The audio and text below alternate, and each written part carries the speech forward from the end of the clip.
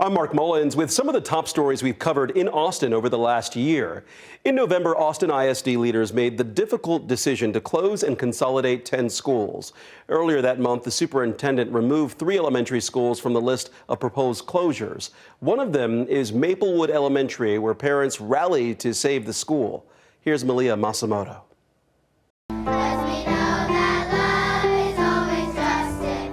Families and musicians coming together Wednesday night for a concert to save Maplewood Elementary. They're like family to me. They're like my second family. Aliana Garza is a proud legacy of Maplewood Elementary. Much of her family all went there. I attended Maplewood in the early 80s, so Maplewood has been really good. The school is one of the 13 campuses at risk of closing under the school district's proposed consolidation plan. Several of those schools received failing accountability ratings this year from the Texas Education Agency, except for Maplewood, which received an A rating. It's heartbreaking because I want to see my youngest one grow in a good school, good teachers, good staff, and a good community.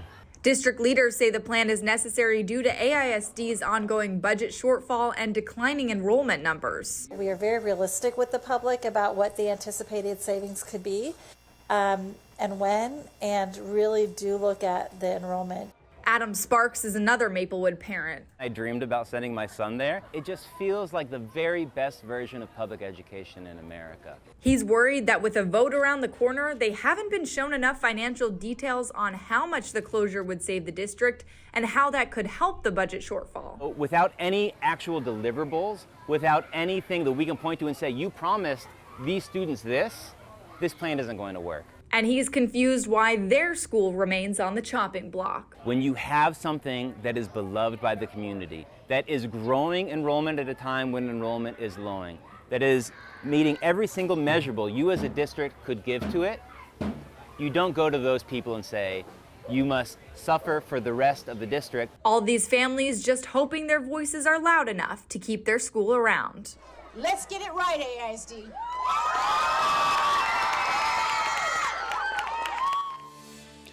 In September, Austin police say they solved who killed 4 teen girls in North Austin 34 years ago and what became known as the yogurt shop murders. It was December 1991. 4 girls at a North Austin yogurt shop were tied up, shot, and burned. The suspect, Robert Eugene Brashers, had no known ties to Austin aside from these murders, and he died by suicide in early 1999, about 8 years after the crime. That timing is tragically noteworthy because it's also about 8 months before Austin police charged 4 other men with the murders, cases that ultimately collapsed over the next decade. This isn't the only horrific crime the suspect has been linked to. Previous reporting by authorities in Missouri connects Brashers to the 1990 murder of a woman in South Carolina. Then in 1998, a double murder of a mother and daughter in Missouri. The cases were linked with advancements in DNA technology. The horrific crime left Austin torn and at the same time brought people together to help in any way they could. Bob Buckaloo shows us how the murders of those 4 girls shook the then small community of Austin to its core. In 1991, Austin still had a bit of a small-town feel, that something so terrible could happen in a city where violent crime was rare, in a nice neighborhood where 4 young girls would die under such horrific circumstances. Many spoke of a city that had lost its innocence. This was at a time when this didn't happen in Austin. People in town were scared. They were terrified. This is going to happen again. Could it happen to my kid? A city was grieving. Funeral services for the 4 girls brought hundreds to a North Austin church. I feel shock, I feel anger, I feel rage, and I feel loss. Then grief was channeled into action as students and parents mobilized to help police find clues. I know that you're doing this for the girls, and I know you're doing this for the city of Austin, and I know you're doing it for yourselves. Volunteers handed out flyers at shopping malls. Others went door to door. We're walking the neighborhoods today, handing out flyers and putting out white ribbons in an effort to find the murderers of the girls that were killed, and I can't believe it's yogurt. Mom, is that fine? That's great, honey. The parents of the girls went on television to share memories of their children. I guess the thing that I miss the very most is when she and her friend Michelle would go out dancing, and then they had this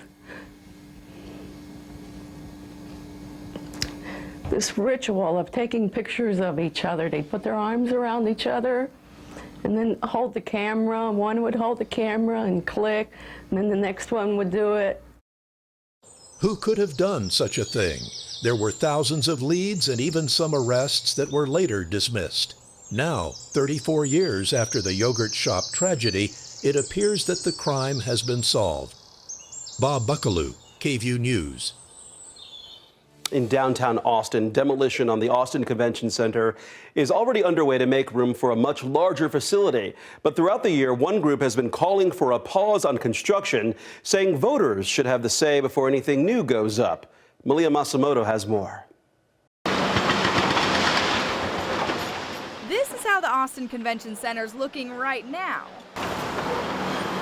But in a few years, it could look like this. That is, unless Austinites have a say. They're not letting us vote on it. That's anti-democratic. This is just a phenomenal waste of money. According to the city, the $1.6 billion Austin Convention Center expansion project is expected to bring in an additional $285 million in spending to the city annually.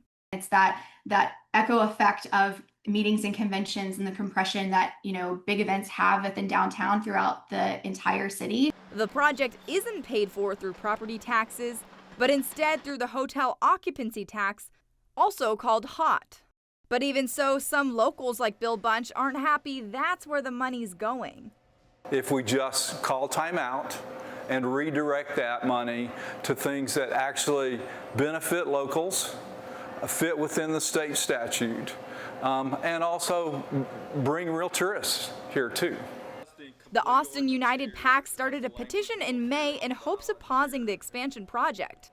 Now, with more than 18,000 signatures, the group is well on their way to getting the 20,000 needed to either stop it for 7 years or put it on the ballot. And even though the demolition has already started, in terms of rethinking what is the best use for this huge swath of downtown, our timing is perfect for that discussion. he's hoping council will consider asking the public what they want this 6 blocks of land to be used for. But others say the convention center is the best solution. It's a critical economic driver, not just for our downtown, but for our entire city.